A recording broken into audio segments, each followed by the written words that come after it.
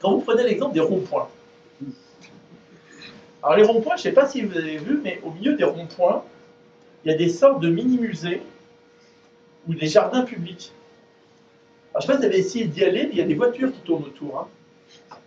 Donc c'est quand même super dur d'emmener ses enfants jouer dans ce magnifique petit jardin qui est entouré de voitures. Alors, dans certains cas, la construction qui est au milieu du rond-point, elle est tellement haute qu'on ne voit plus de l'autre côté du rond-point. Donc en plus, la fonctionnalité de base du rond-point, c'est pas idiot. Hein. Le rond-point, c'est démontré, il se trouve que c'est ma formation de départ, hein. J'ai fait les ponts quand j'étais petit. C'est vraiment le meilleur système pour un carrefour. Donc le problème, c'est pas les ronds-points. Mais c'est qu'on crée un jardin inaccessible, et qu'en plus, en créant ce jardin, on détruit la fonctionnalité de base du rond-point. Donc en fait, là, est-ce qu'on n'est pas déjà en train de faire un trou et de boucher un trou et de le creuser?